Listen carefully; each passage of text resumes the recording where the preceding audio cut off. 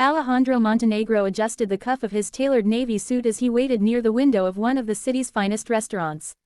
Outside, the skyline shimmered beneath the evening lights, reflecting the success he had spent 20 years building. Every business magazine called him a visionary. Investors competed for meetings with him. His company was worth billions, and employees admired the calm confidence he displayed during every public appearance.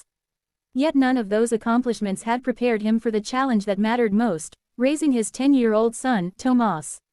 Tomás sat quietly across from him, wearing his favorite noise-canceling headphones and carefully moving a small Stegosaurus toy across the edge of the table.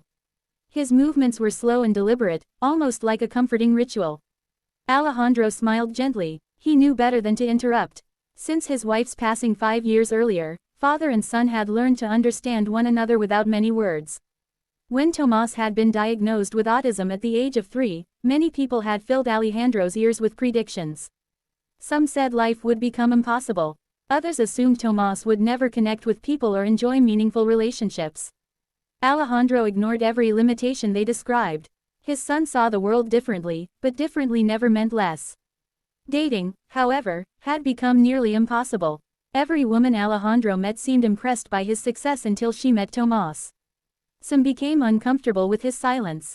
Others expected him to behave like every other child. One woman even suggested boarding school because children with special needs require professionals. Alejandro had ended the dinner before dessert arrived. Tonight he had decided to try once more. The woman he was meeting was named Laura. They had exchanged messages for several weeks after being introduced by a mutual acquaintance. Before agreeing to dinner, Alejandro had been honest. "I have a son. He's autistic, and he comes before everything else." Laura's reply had been simple. "Then I'd like to meet both of you." Those words stayed in his mind, although experience had taught him not to expect too much. The restaurant door opened, and a young woman entered wearing a modest cream-colored dress. She smiled warmly as the hostess guided her toward the table. Alejandro stood. "Laura," she nodded. "It's nice to finally meet you." Instead of immediately shaking Alejandro's hand, Laura noticed Tomás sitting quietly with his dinosaur. She knelt slightly so she wouldn't tower over him. "Hello, Tomás." The boy didn't answer. Alejandro waited for the awkward silence he had experienced so many times before. Instead, Laura noticed the toy. "That's a beautiful dinosaur." Tomás kept looking down. After several seconds, Laura continued softly. "I think it's a triceratops, but I'm not very good with dinosaurs." Tomás slowly raised his eyes. "It's a stegosaurus." Laura smiled. "Thank you for correcting me. I guess I have a lot to learn." That was all. No exaggerated excitement. No pity. No baby talk. Just respect. Alejandro felt something inside him shift. For the first time in years, someone had spoken to his son before trying to impress him.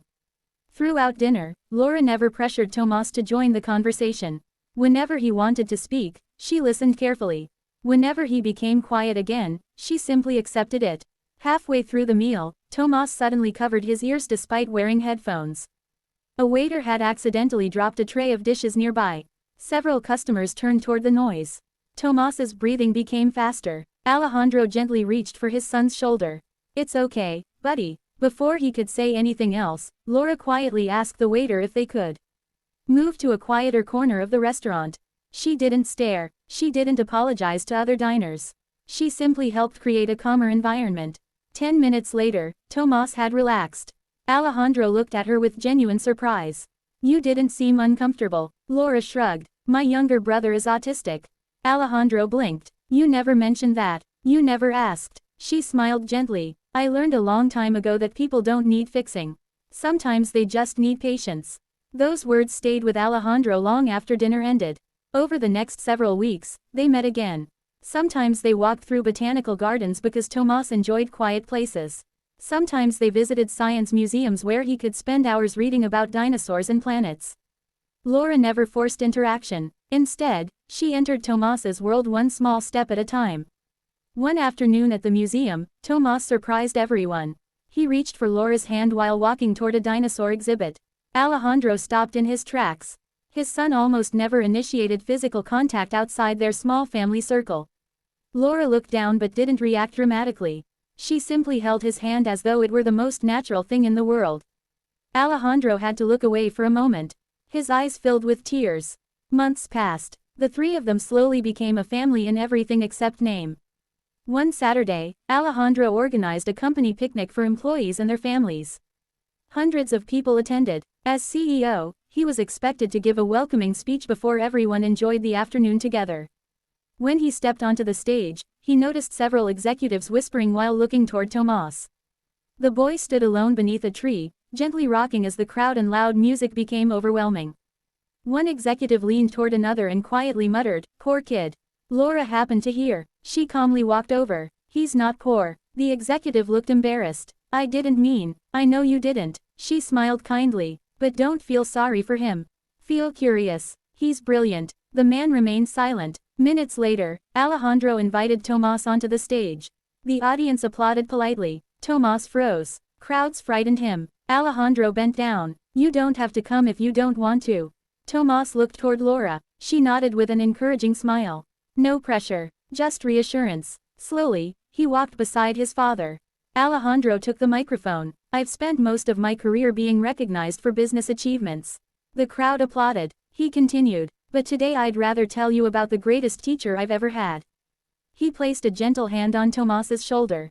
"My son has taught me that listening is more valuable than speaking, that kindness matters more than appearances, and that success means very little if you don't use it to make life better for others." The audience became completely silent. Alejandro continued, "Many people see autism before they see the child. My son deserves better than that. Every child deserves better than that." Laura stood quietly among the employees, tears filling her eyes. Tomas looked up at his father. Very softly, almost too quietly to hear, he whispered, "I love you." Alejandro's composure broke instantly. He hugged his son as the audience erupted into applause. Several employees wiped away tears. From that day forward, Alejandro began funding autism inclusion programs through his company. Schools received sensory-friendly learning spaces. Families gained access to therapy scholarships. Businesses received training about neurodiversity and workplace inclusion. When reporters later asked why he had invested millions into those initiatives, they expected a carefully prepared corporate statement. Instead, Alejandro smiled, "Because the world doesn't need autistic children to become more like everyone else."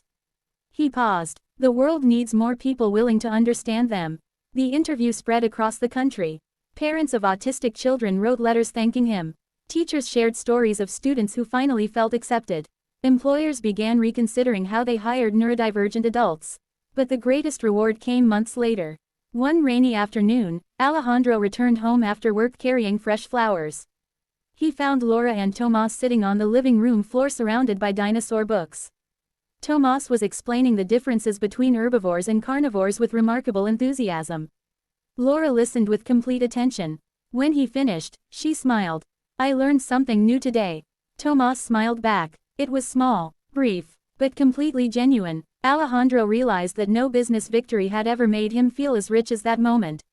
Weeks later, he asked Laura to marry him during a quiet walk through the botanical garden where they had shared one of their earliest afternoons together. Before answering, Laura looked at Tomas. "What do you think?" The boy thought carefully. Then he nodded. "I hope you stay." Laura knelt and hugged him gently, waiting for him to decide whether to return the embrace. A few seconds later, he wrapped his arms around her. "Forever," he whispered. She looked at Alejandro with tears in her eyes. "That's the easiest yes I've ever given."